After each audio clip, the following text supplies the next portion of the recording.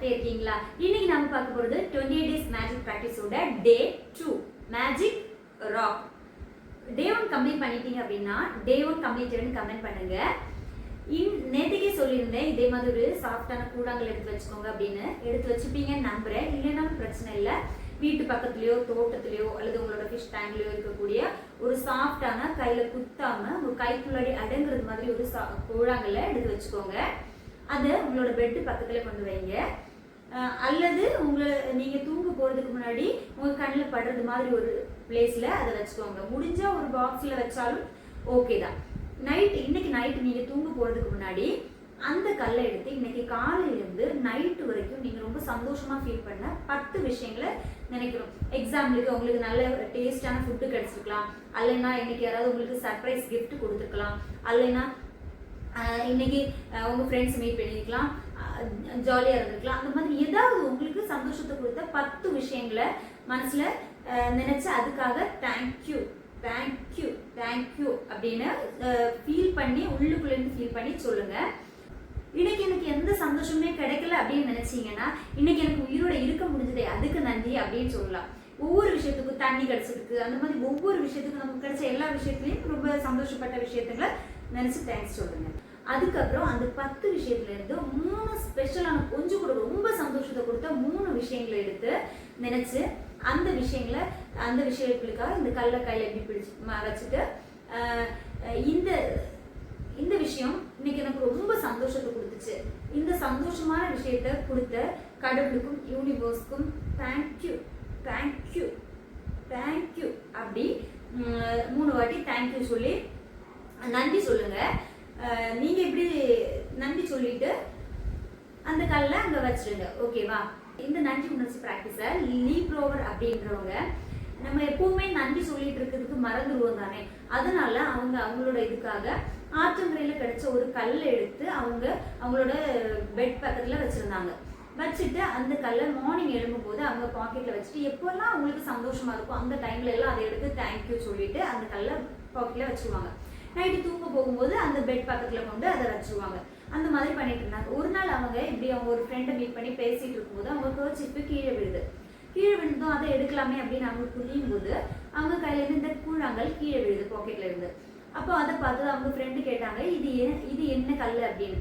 அப்போ இவங்களோட விஷயங்களை சொன்னாங்க, இதுக்காக நன்றி உணர்ச்சிக்காக இந்த கல்லை யூஸ் பண்றேன் அப்படின்னு. அப்போ அவங்க அதை நன்றி உணர்வு கல் அப்படின்னு நினைச்சுக்கிட்டாங்க. கொஞ்ச நாளுக்கு அப்புறம் இந்த லீப் ரோவர் எழுத்தாளருக்கு அவங்க நண்பர் மெயில் பண்றாங்க, என்னோட மகனுக்கு ரொம்ப உடம்புக்கு முடியாம இருக்கு, அவங்களுக்கு கல்லீரல் அழற்சின்ற ஒரு நோய் வந்திருக்கு, அதை யாராலையும் குணப்படுத்த முடியாதுன்னு சொல்லிட்டாங்க, நீங்க எனக்கு அந்த நன்றி உணர்ச்சி கல்லை கொடுக்குறீங்களா அப்படின்னு சொல்லி கேட்டிருக்காங்க. அப்ப இவர் நண்பர் கேட்டுட்டாரு, அவங்க கிட்ட போய் எப்படி சொல்றது அந்த மாதிரி நினைச்சிட்டு அவங்க ஆற்றங்கரையில போய் அவங்களுக்காகவே ஸ்பெஷலா ஒரு நல்ல கூழாங்கல்லை எடுத்து அவங்களுக்காக அனுப்பி விட்டுருக்காங்க.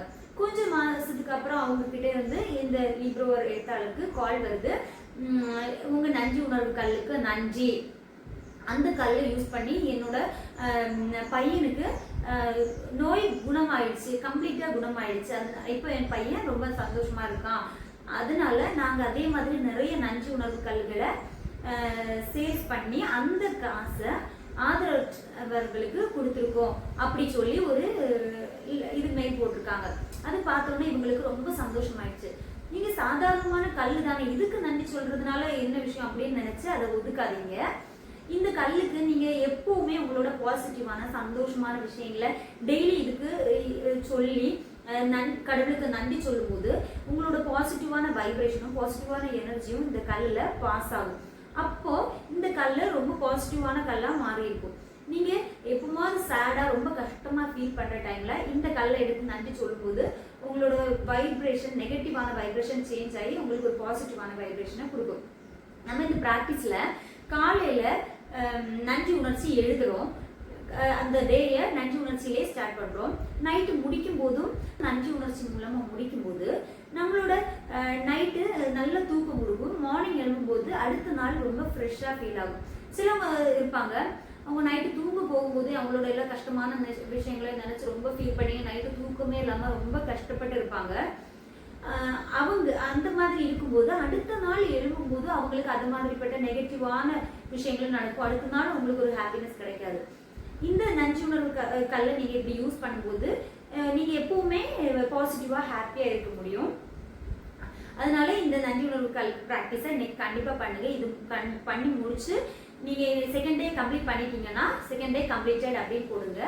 தேர்ட் டே ப்ராக்டிஸுக்காக நாளைக்கு தேர்ட் டே ப்ராக்டிஸுக்காக உங்களுக்கு ரொம்ப பிடிச்ச 3 பேரோட ஃபோட்டோஸை கலெக்ட் பண்ணி வச்சுக்கோங்க.